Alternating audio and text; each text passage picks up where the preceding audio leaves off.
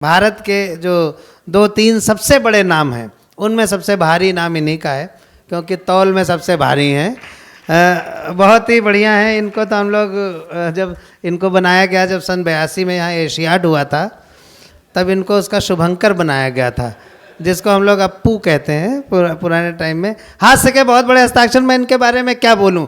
मैं इनके साथ अमेरिका में लगभग 42 दिन तक रहा था, तो मैंने महसूस किया कि इस हास्य के महासागर के भीतर एक संवेदना का बहुत बड़ा पहाड़ सा खड़ा हुआ है। उस महासागर और पहाड़ के संगम प्रदीप चौबे जी को मैं आमंत्रित कर रहा हूं। आए, ठहाके लगवाएं या गजल सुनाएं, जो मनाए करें। आप जोरदार तालियां बजाएं पंडित प्रदीप चौबे।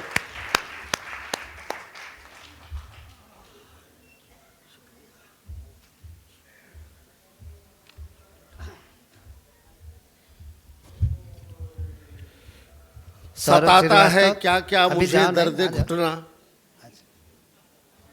क्या मैं सुन नहीं पाया, फिर कहिए। मैं तो अपने ऊपर ही लिखता हूँ, जैसी जिंदगी जीता हूँ वैसा लिखने की कोशिश करता हूँ। सताता है क्या क्या मुझे दर्द घुटना, दर्द जो एक बार बैठूं तो मुश्किल है उठना।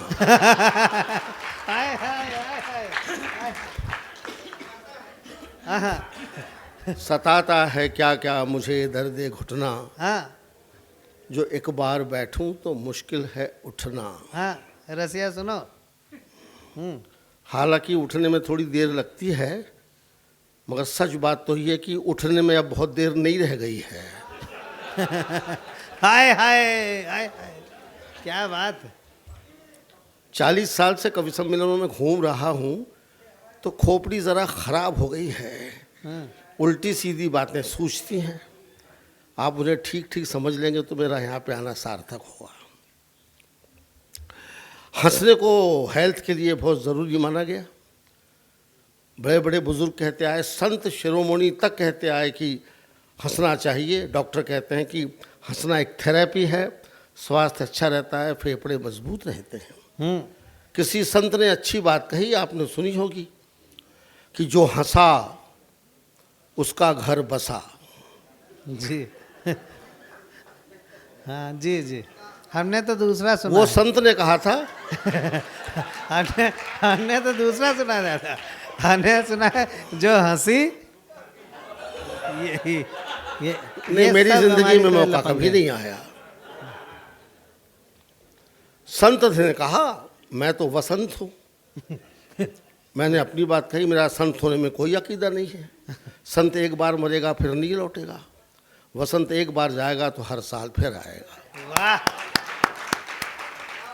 तो मैं वसंत होना चाहता हूँ। तो संत ने क्या कहा उसको बताया, वसंत ने क्या कहा उसे भी सुन लीजिए। संत ने कहा कि जो हंसा उसका घर बसा। वसंत ने कहा कि जिसका घर बसा वो दोबारा जिंदगी में कभी हंसा। हाय हाय हाय हाय हाय हाय, सही कहे, सही पकड़े, बिल्कुल सही कहा। बहुत थोड़ी देर में आपके बीच में रहूँगा, क्योंकि पहले ही सर्वेश अस्थाना जी ने ये सूचित कर दिया है कि 8:30 तक ये कार्यक्रम होना था। 8:30 तो बज ही रहे हैं।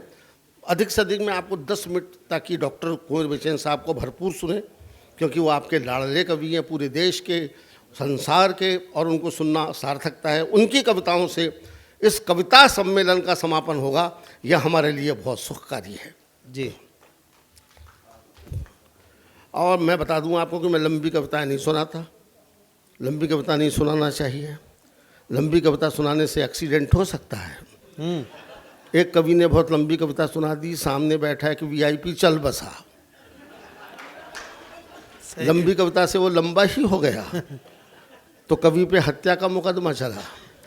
जज ने कहा कि तुम्हारी कविता से एक आदमी की हत्या हुई है, तुमको फांसी होगी, कोई अंतिम इच्छा हो तो बताओ। कवि बोला कि साहब वही कविता मैं आपको सुनाना चाहता हूँ।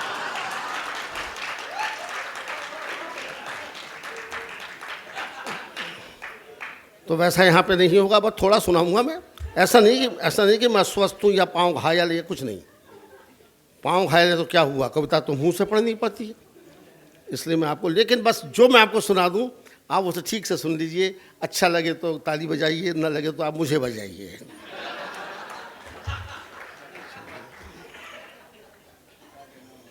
और सुन लीजिए, सुन डॉक्टर साहब सुन लीजिए, हाँ, क्योंकि मैं भी आपको सुनूंगा।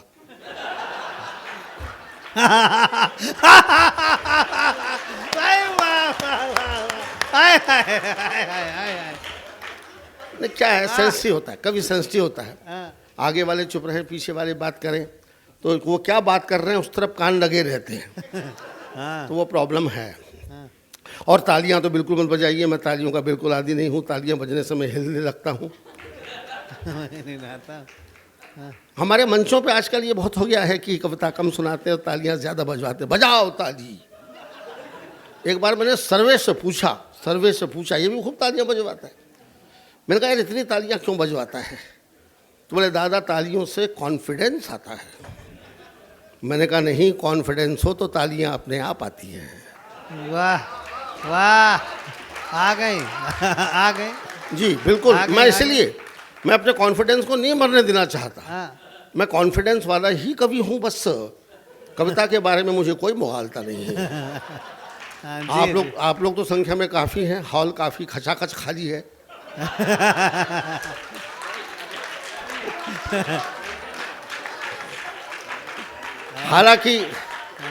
हालांकि सुनने वाले कम हैं, लेकिन जितने भी हैं वो बम हैं। वाह, बम में है दम। तो मैं तो वो कॉन्फिडेंस वाला हूं कि एक भी समझदार सामने बैठा हो तो पूरी रात अकेले निकाल लेता हूं मैं।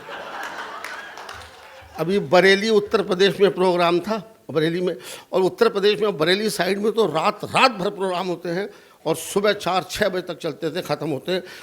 हज़ारों लोग सुनने आते हैं और मंच पे कभी भी काफ़ी मात्रा में होते हैं। तो बरेली में जो प्रोग्राम हुआ उसमें 60,000 आदमी पंडाल में थे और 60 कवि मंच पर थे। अब मेरा नंबर तो आखिरी में ही आता है। तो 8 बजे शुरू होने वाले प्रोग्राम में जब मेरा नंबर माइक पे आया तब सुबह के 4 बज रहे थे और पंडाल में केवल 2 लोग बचे थे, एक सुनने वाला, दूसरा सुनाने वाला। कोई और होता तो बेहोश हो जाता। आइए शांत जी, आइए, धन्यवाद आप आए। अब तो यही स्थिति है। 4 बजे नंबर मेरा आया, बस 2 बचे थे सुनने वाले, एक सुनने वाला, एक सुनाने वाला। कोई और होता तो बेहोश हो जाता, लेकिन मैं तो कॉन्फिडेंस वाला हूँ, मैं नहीं घबराया और मैंने एकमात्र श्रोता से अपना काम चलाया। मैंने उससे कहा कि आप ज़रूर मेरे लिए बैठे हैं। वो बोला नहीं, आपके बाद मेरा नंबर है।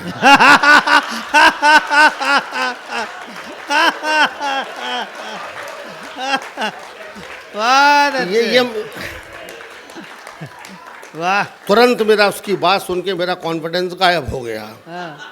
मैंने अब तक पढ़ा था कि डिक्शनरी में एक शब्द होता है कॉन्फिडेंस, मुझे क्या मालूम कि एक और होता है, उसका नाम होता है ओवर कॉन्फिडेंस। तो मैं कॉन्फिडेंस से काम लेकर के आपको बहुत थोड़ा सुनाऊंगा, लेकिन जो कुछ होगा वो आपके मतलब का होगा जी। पर आप ये मत देखना कि मैं क्या कह रहा हूँ, आप तो ये देखना कि मैं कैसे कह रहा हूँ, बस वही मेरी अदा है। साली ने जीजा से कहा, साली ने जीजा से कहा कि जीजा जी मैं पास हो गई, मिठाई खिलाओ। साली ने जीजा से कहा कि जीजा जी मैं पास हो गई, मिठाई खिलाओ। जीजा जी मुस्कुरा के बोले ज़रूर खिलाऊंगा, थोड़ी और पास हो जाओ।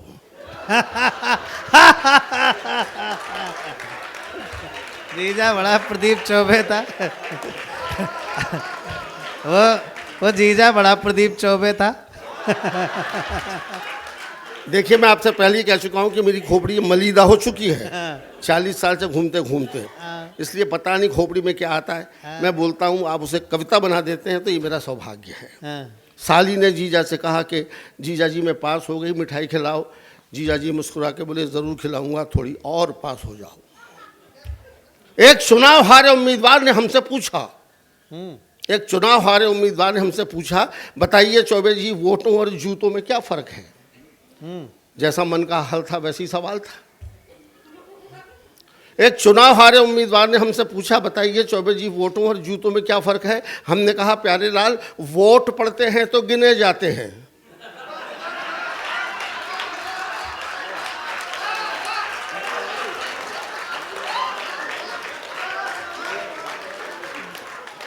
बस आधी बात सुनाऊंगा, लंबी बात सुना। इतने शार्प श्रोता जब सामने बैठे हैं तो लंबी लंबी क्या फेंकना, थोड़ी थोड़ी बात करो और सुनिए जो कुछ याद आता है।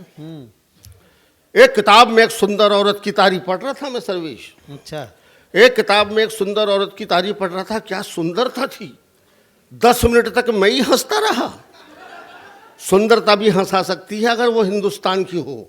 मजा लीजिए, किताब में लिखा हुआ था कि उस सुंदर स्त्री की दाईं आंख इतनी सुंदर थी कि बाईं आंख लगातार दाईं को देखती रहती थी। बहंगी थी, बहंगी। ये विट्स हैं, हंसी मजाक है, थोड़े अपने अंदाज में है इसलिए आपको अच्छा लगता है। विशाल श्रीवास्तव ये विशाल, सचमुच ही विशाल है, हमारे दोस्त हैं, लंबे कद के हैं, मुझको डोमिनेट करने के लिए खड़े होके गया है। लेकिन लंबे कद के लोग भी भला क्या तीर मार रहे हैं। मुझे याद है एक बहुत लंबा आदमी बाजार में सब्जी खरीदने के लिए गया, दुकानदार से बोला नींबू क्या भाव दिए, दुकानदार बोला बैठ के देख संतरे हैं। तो दिखा वो लिखा।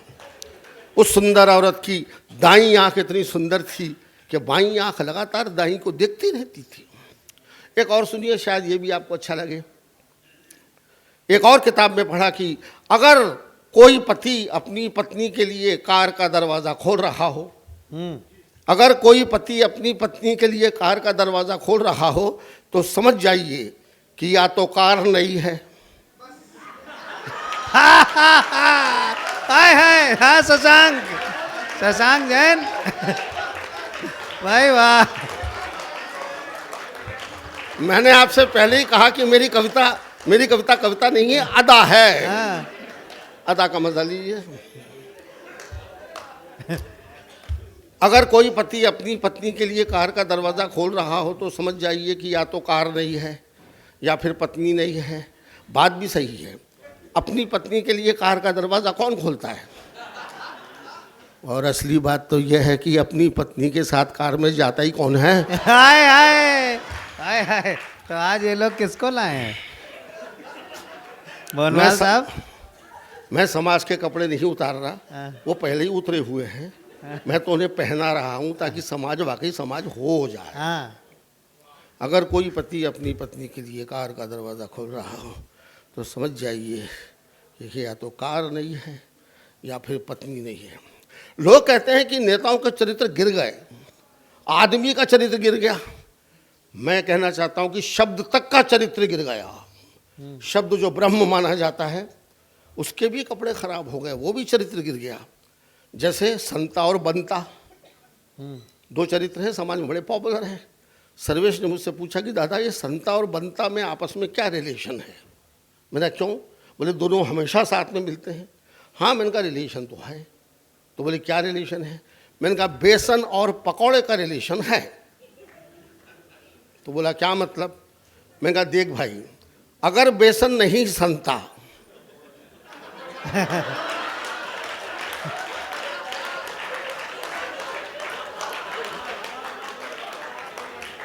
तो पकौड़ा कैसे बनता? कोई खास बात नहीं है, उल्टा सवाल था, उससे उल्टा जवाब था। व्यंग्यकारों की, हास्य कवियों की खोपड़ी खराब होती है, उससे आपको आनंद मिलता है, वही हमारा आनंद। संता और बनता में क्या फर्क है? देख भाई, अगर पकौड़ा नहीं, बेसन नहीं सनता तो पकौड़ा कैसे बनता? खैर, ये तो संता और बनता दोनों बेचारे हंसी मजाक के कैरेक्टर हैं। मैं आपको एक ऐसे शब्द से मिलवाता हूँ जो कतई गंभीर है, सीरियस है। उस तक ने अपना चरित्र बदल दिया डॉक्टर साहब। वो शब्द है भाई, ब्रदर, ब्रदर भाई। मैं ग्वालियर रेलवे स्टेशन पे खड़ा था तो मैंने देखा, एक सीन देखा कि 50 फुट की दूरी पर एक नौजवान लड़का और उसकी नौजवान सहेली दोनों स्टेशन पे खड़े हुए हंसी मजाक कर रहे। दोनों किसी कॉलेज के क्लासमेट होंगे। नई पीढ़ी, न्यू जनरेशन, खूब मस्ती में मज़े ले रही, हंसी मजाक चुटकुले हो रहे होंगे। आवाज़ तो मुझ तक नहीं आ रही थी, मगर मैं समझ गया कि दोनों मज़े में हैं। और मैं खुश था कि चलो नई पीढ़ी मज़े में, ये खुशी की बात है। लेकिन मेरी बगल में दो बुढ़े खड़े हुए थे, वो दोनों बहुत कुंठित थे। उन दोनों बच्चों की, उन दोनों नौजवानों की अदाओं पे वो कुंठित हो रहे थे। बगल में खड़े थे, मैं उनकी बात सुन रहा था। तो एक बुढ़े ने दूसरे बुढ़े से पूछा, क्या वो लड़का उस लड़की का भाई है? असल में वो ये चाहता था कि वो भाई ही निकले, जलन के मारे। क्योंकि बूढ़ों से नौजवानों का सुख नहीं देखा जाता। साइकोलॉजी है। तो बूढ़े ने दूसरे बूढ़े से पूछा कि क्या वो लड़का उस लड़की का भाई है? तो दूसरा बोला, नहीं, वो लड़की उस लड़के को भाई है। वाह वाह वाह, क्या क्या यमक है, हैं? वाह वाह, क्या यमक है, वाह। ये सब दिखता है, हाँ, आप लोग देखते नहीं है, आपको फुर्सत नहीं है। हमारे पास में फुर्सत के अलावा सब कुछ है, सब दिखता है तो लिखते हैं, बाकी तो बात क्या है। अभी मेरी टांग खराब हो गई, मैं ज़िंदगी में कभी साहब अस्पताल नहीं गया, बता रहा हूँ मैं आपको। ईश्वर ने मेरे को ऐसा बेशरम बना के भेजा कि किसी मौसम का मुझ पर कभी कोई असर नहीं हुआ, हमेशा मस्त रहा। लेकिन एक्सीडेंट हो गया, जरा अस्पताल की ओर जाना पड़ा, डॉक्टर वगैरह पहचान के हैं। तो डॉक्टर बोला, चौबे जी ऑपरेशन तो होगा। मैं घबरा गया, मैंने कहा मर गए। तो मैंने घबराओ नहीं, बहुत माइनर ऑपरेशन है। मैं कहा माइनर हो चाहे मेजर हो, ऑपरेशन तो ऑपरेशन है। मुझे डर लग रहा है। मैं कहा डर तो लगेगा डॉक्टर साहब, ज़िंदगी में मेरा पहला ऑपरेशन है। डॉक्टर बोला, मेरा भी पहला ही ऑपरेशन है।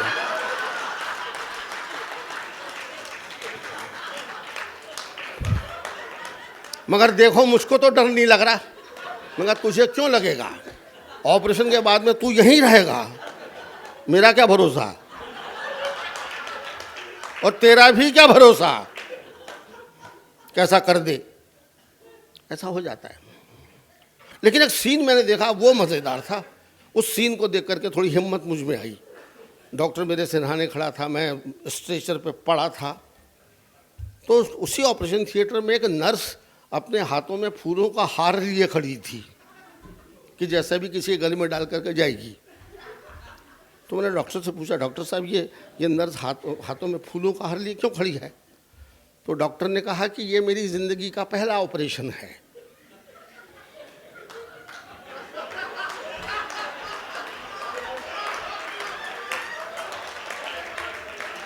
क्या होगा? ये मेरी ज़िंदगी का पहला ऑपरेशन है। अगर ये सफल हो गया तो मेरे गले में डलेगा, वरना आपके ऊपर पड़ेगा।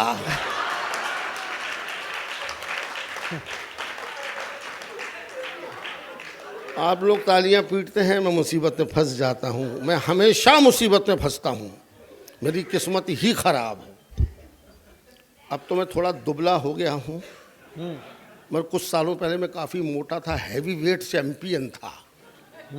लोग मुझको हाथी मेरे साथी कह के बुलाते थे। उन्हीं दिनों की घटना है। मैंने जंगल में अपना मकान बनाया ताकि लोगों से दूर रहें, ताज़ा हवा में रहें, पेड़ पौधे लगाएं, अकेले में रहें और मस्त रहें। लेकिन दोस्त लोग आ जाते। सर्वेश आ गया। ये एक हमारा ऐसा दोस्त है जिसके होते हुए हमें दुश्मन की कोई ज़रूरत नहीं है। सही बात है, सही बात है। मैं खुद समर्थन करता हूँ। मैं बड़े आराम से था, मैं अपने घर में अकेला, मेरी पत्नी, मेरे बच्चे, सब लोग आराम से थे। लेकिन एक दिन ये आ गया हमारा आराम ख़त्म करने के लिए। बोला, आप तो बाहर रहते हो, भाभी बच्चे अकेले रहते हैं, चोर डाकुओं का इलाका है ग्वालियर, आपको सुरक्षा के लिए कुत्ते पालना चाहिए। मैंने सलाह मान ली, 2-3 कुत्ते पाल दिए। एक कुत्ता काफ़ी मोटा था, तो मैंने गेट पे बोर्ड लगा दिया, मोटे कुत्ते से सावधान।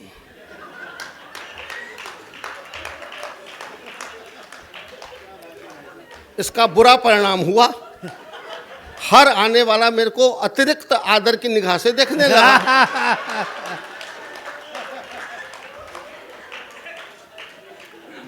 एक ने तो सीधे ही पूछ लिया, आप ही हैं क्या? बहुत अपमान लगा, मैंने बोर्ड उतार दिया। लेकिन समस्या समाप्त नहीं हुई बोर्ड उतारने से। 3 दिन बाद में मार्केट में कुत्तों के लिए अंडे खरीदने के लिए गया। तो मैंने अंडे वाले से एक बिल्कुल सिंपल सवाल पूछा जो कोई भी पूछता, आप भी पूछते हैं, लेकिन इमेज खराब है, हास्यरस का मुखौटा, मुहर लगी है, तो कोई सीरियस लेता नहीं है। तो मैंने अंडे वाले से पूछा कि आपने ये अंडे कैसे दिए?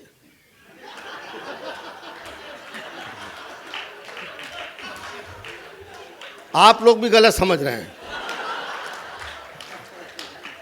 जैसे अपन पूछते हैं कि आलू कैसे दिए, प्याज कैसे दी, उसी लपेट में पूछा मैंने उससे कि आपने ये अंडे कैसे दिए, तो वो घूर के बोला कि चौबे जी आप भाव पूछ रहे हैं कि तरीका।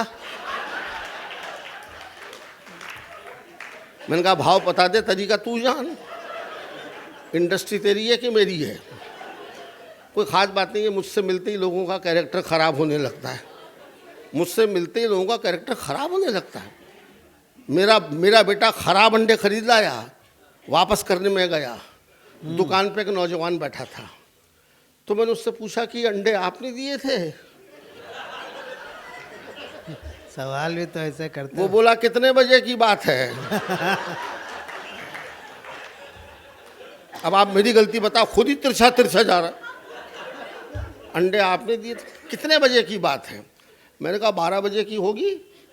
वो बोला उस समय मेरे पिताजी ने दिए होंगे, 12 बजे रोज वही देते हैं। और मैंने कहा, बोले मैं तो 8 बजे दे के निकल लेता हूँ। मैंने कहा आप दोनों बाप बेटे के अंडे ही देते रहते हैं। वो बोला खानदानी बिजनेस है साहब, 1919 का, बाबा भी बहुत अच्छे अंडे दिया करते थे। मैं गंभीरतापूर्वक घर से निकलता हूँ, लेकिन लोग हंसते तो दुखी होकर लौटता हूँ। मेरी तकलीफ भी वही है जो मिर्ज़ा गालिब की थी, बनाकर फ़कीरों का हम भेस गालिब, तमाशाए अहले करम देखते हैं, तमाशाए अहले करम। और थोड़ा सा, बस बहुत थोड़ा सा। आइए, मैं आपको, चूंकि मैंने आपसे वादा किया है कि बहुत थोड़ा सुनाऊंगा, तो कुछ अच्छा और सुन लें। हर सिक्के के 2 पहलू होते हैं। मैं भी वो सिक्का हूँ जिसके 2 पहलू हैं। मैं अपने घर में, कमरे में, अपने स्टडी रूम में बैठ कर के जो कविताएं लिखता हूँ वो मंच पर नहीं सुना पाता, और जो मंच पर सुनाता हूँ वो घर में नहीं लिख पाता। दूसरे शब्दों में, मैं कागज़ पे झूठ नहीं बोलता और माइक पे सच नहीं बोलता। भगवान कसम। लेकिन आपको मज़ा आता है। तो आज मैं बड़ा खुश हूँ। हालांकि मैं लखनऊ कुछ दिनों बाद आया हूँ, लेकिन आज मेरे बहुत सारे दोस्त यहाँ बैठे हैं। विशाल श्रीवास्तव बैठे हुए हैं, हमारे मुनीन्द्र शुक्ल बैठे हुए हैं, मुकुल महान बैठा हुआ है, और हमारा एक दोस्त तो भोपाल से आया है यहाँ पे, शशांक जैन। जरा उठ के दिखा दो अपना थोबड़ा। ये बड़ा काव्य प्रेमी है साहब। शशांक जैन 800 किलोमीटर तक सुनने चले भोपाल में जाते। रहता है, और यहाँ हेल्पलाइन जो सरकार की योजना है उसमें यहाँ काम करता है, और बहुत अच्छे। तो मैं बड़ा खुश हूँ कि तमाम दोस्त हैं। आइए, मैं आपको अपना कुछ और थोड़ा सा रंग ज़रा सा बताता हूँ, ज़रा सा। स्वागतम। ये मेरा एक अलहदा रंग है, कुछ अलग है। इन दिनों मैं छोटी छोटी माइक्रो कविताएं लिख रहा हूँ। माइक्रो जी। आलपिन, हाँ उसका नाम आलपिन है। एक किताब भी मेरी आई है जिसमें संजय भाई 200 आलपिने हैं। और जी, आलपिन जो है उसका नाम मैंने आलपिन इसलिए रखा है कि हर पेज पर 3-4 पंक्तियों की एक छोटी सी कविता है, इससे ज़्यादा कुछ भी नहीं है। 200 आलपिने हैं, उसमें से कुछ आपको सुनाता हूँ। ये आलपिने सुन के आपको शायद मज़ा आए। खोपड़ी का तिरछापन आपके सामने हो। जी स्वागत। शेर शेरनी से नहीं डरता, जानवर में और आदमी में क्या फ़र्क है? शेर शेरनी से नहीं डरता क्योंकि प्यार करता है, शादी नहीं करता। हाय हाय हाय हाय, सही बात है। क्या ऐसे हो गया मजे कपूर साहब? ऐसे मजे लीजिए। हाँ हम लोग जानवर को शादी से कोई कमिटमेंट ही नहीं। हाँ। हम लोग विवाह करते हैं, प्यार नहीं करते, जीवन भर निर्वाह करते हैं, ये सब होता है। शेर शेरनी से नहीं डरता क्योंकि प्यार करता है, शादी नहीं करता। आदमी औरत से डरता है क्योंकि प्यार नहीं, सिर्फ शादी करता है। हम लोगों की तो दम नहीं कि ताली भी बजा पाए इस पे, क्योंकि सामने ही बैठी। ये तो मनन की चीज़ें हैं, दिमाग का सिरफिरापन है। जो दिखा वो लिखा। सरकारी दफ्तर ले चलता हूँ दूसरी आलपिन में, अफसर लोग किस ध्वनि से बात करते हैं, उनका क्या मतलब होता है, और वो हमें क्या सुनाई देता है, ये भी एक चीज़ है। बड़े अफसर ने छोटे को डांटा, बड़े अफसर ने छोटे को डांटा, आप निकम्मे हैं, एकदम गधे हैं। छोटा बोला ठीक कहते हैं सर, आप मुझसे बड़े हैं। बड़े अफसर ने छोटे को डांटा, आप निकम्मे हैं, एकदम गधे हैं। छोटा बोला ठीक कहते हैं सर, आप मुझसे बड़े हैं। एक और देखिए, कुंवारे के दरवाजे पे लिखा था होम स्वीट होम। कुंवारे के दरवाजे पे लिखा था होम स्वीट होम, शादीशुदा के लिखा था ओम शांति ओम शांति। हाय हाय। कुंवारे के दरवाजे पे लिखा था होम स्वीट होम, शादीशुदा के लिखा था ओम शांति ओम। बड़ी देर तक लिखा हुआ था। और एक देखिए, मैंने अपने मित्र शहाबुद्दीन से पूछा, यार बकरा ईद कब है? मैंने अपने मित्र शहाबुद्दीन से पूछा यार बकरा ईद कब है? बोला जिस दिन आ जाओ। बहुत अच्छे। हाय हाय। उसके कहने का मतलब यह था कि यार तारीख वारीख क्या होती, तू मेरा दोस्त है, जब आगे तो मना लेंगे। मेरे को लगा कि मुझसे नहीं मना लेंगे। मैंने अपने मित्र शहाबुद्दीन से पूछा यार बकरा ईद कब है? वो बोला जिस दिन आ जाओ। और एक बारीक काल्पनिक पे आपका ध्यान चाहता हूं। कोयल ने कौवे से पूछा, सुनिएगा, कोयल ने कौवे से पूछा दादा शादी क्यों नहीं की? कोयल ने कौवे से पूछा दादा शादी क्यों नहीं की? कौवा बोला जब बिना शादी के ही जिंदगी में इतनी काँव है।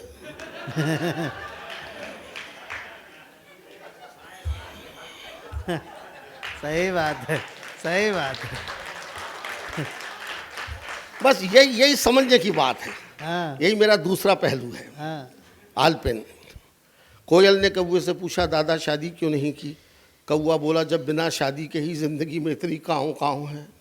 और एक आलपेन देखिए साहब, चूहा कहीं भी और अफसर कहीं का भी बिल बना सकता है। हाय हाय हाय हाय हाय। चूहा कहीं भी हाँ और अफसर कहीं का भी हाँ। बिल बना सकता है। और एक देखिए, बहुत कम सुनाऊंगा, आलपने तो बहुत है, लेकिन कुछ अच्छी जो आपको पसंद आएंगे। बीवी एक तो जीने नहीं देती, सबकी कहानी है। सही बात। बीवी एक तो जीने नहीं देती, ऊपर से करवा चौथ रखती है, मरने भी नहीं देती।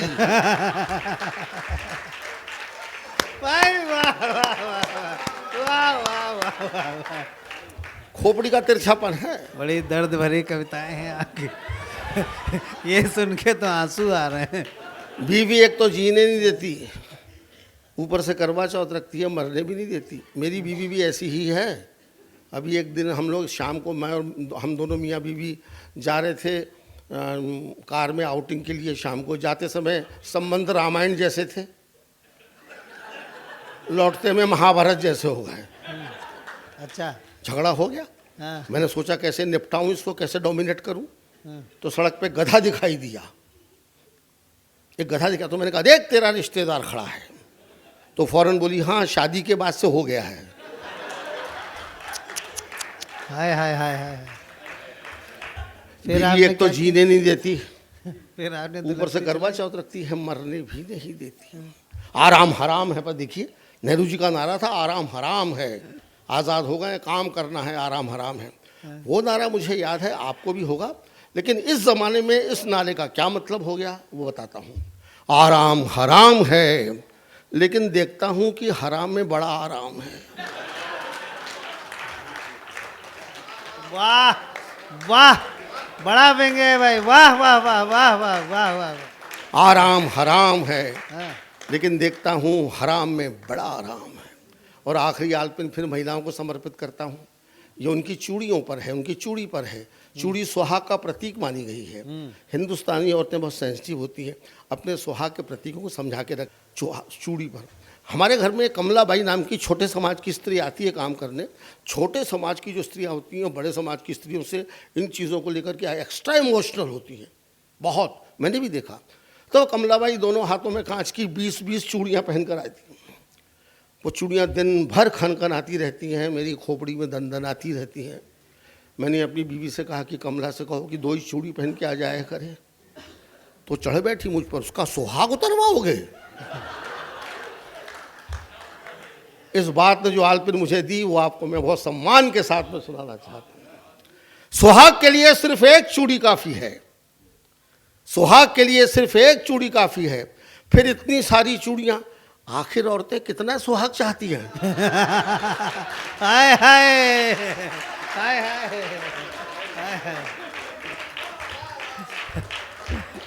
सुहाग के लिए सिर्फ एक चूड़ी काफी है, फिर इतनी सारी चूड़ियां, आखिर औरतें कितना सुहाग चाहती हैं। इससे मेरा ये मेरा पागलपन है, पता नहीं क्या सोचता जी। हमारा सुहाग चाहते हैं, क्या करेंगे?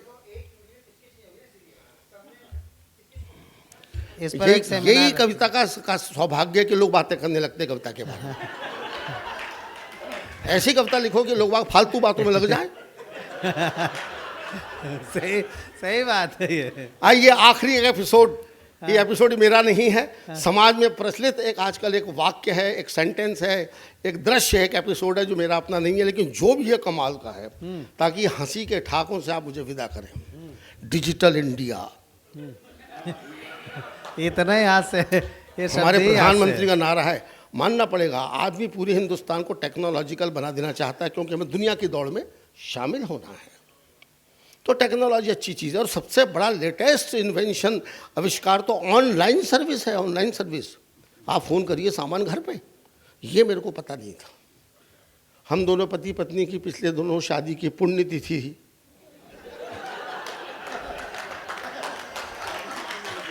नहीं पुण्य नहीं है, और क्या। इसमें हंसने की क्या ज़रूरत है?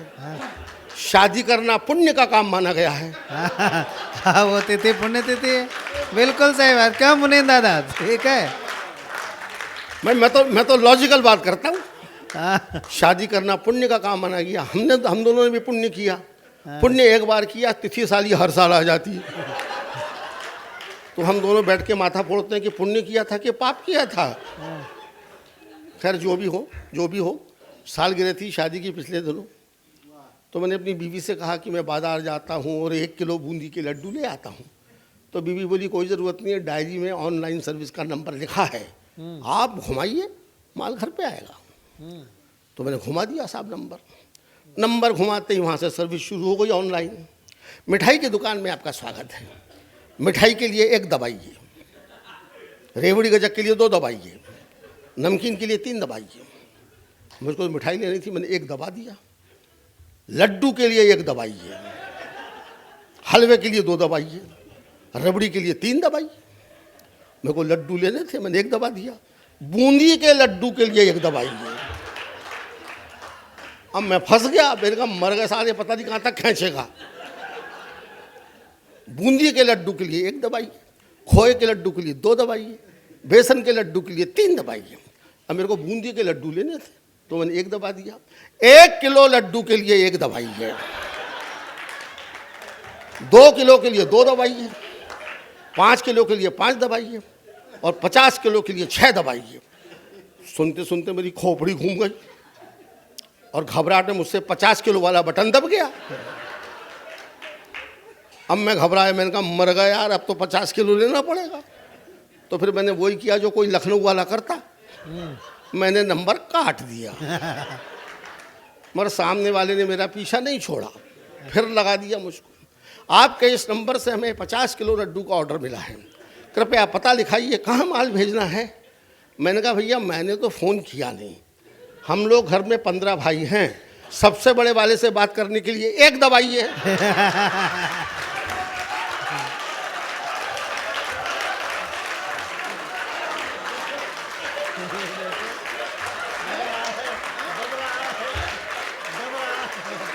मैंने बदला ले लिया, छोड़ा नहीं सारे। हम लोग घर में 15 भाई हैं, सबसे बड़े वाले से बात करने के लिए 1 दबाई है। भगवान जाने दोस्तों उसने 15 तक दबाया कि नहीं दबाया। मैं तो अपने घर से निकला और बगल के हलवाई से 1 किलो बूंदी के लड्डू ले आया।